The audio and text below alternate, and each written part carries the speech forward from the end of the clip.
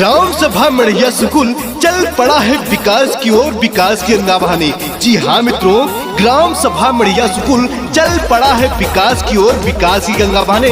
आपके बेटे, आपके चहेते ललित कुमार भैया जी को अब की बार प्रधानी के चुनाव में अपना बहुमूल्य वोट देकर भैया जी को भारी से भारी बहुमत से विजयी बनाए।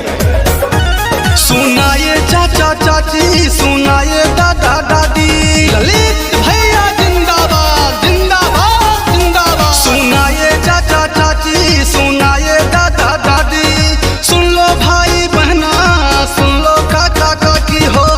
पढ़ा लिखा नेक इंसान चाहिए, ललित भैया जैसा प्रधान चाहिए हो। पढ़ा लिखा नेक इंसान चाहिए, ललित भैया जैसा प्रधान चाहिए। हर जोर जुल्म के टक्कर में संघर्ष हमारा नारा है, हर जोर जुल्म के टक्कर में संघर्ष हमारा नारा है। जो लूटता हो जनता को वही दुश्मन हमारा है, ये कहना है आपके बेटे, आपके चहेते ललित कुमार भैया जी का। जी हाँ मित्रों, आपकी ग्राम सभा मड़िया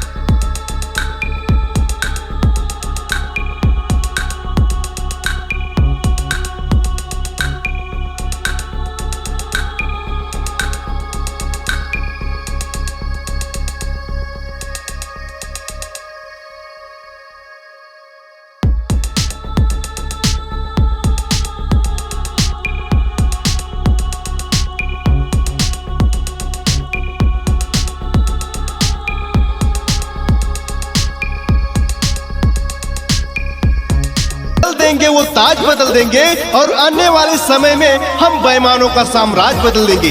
जी हाँ मित्रों, ये कहना है आपके बेटे, आपके चहेते ललित कुमार भैया जी का। जी हाँ मित्रों, आपके बारे में, अपने जनता के बारे में, जो इंसान, जो प्रत्याशी इतना अच्छा सोचता है तो सोचिए प्रत्याशी कितना अच्छा होगा, वो बेटा कितना अच्छा होगा। अपने ग्राम सभा से, मड़िया स्कूल से आपका बेटा, आपका चहेता ललित कुमार भैया जी को अब की भारी से भारी बहुमत से विजयी बनाए। रोगी को है अस्पताल पहुंचाते, निःशुल्क वाहन की व्यवस्था करवाते। ललित भैया जिंदाबाद जिंदाबाद जिंदाबाद।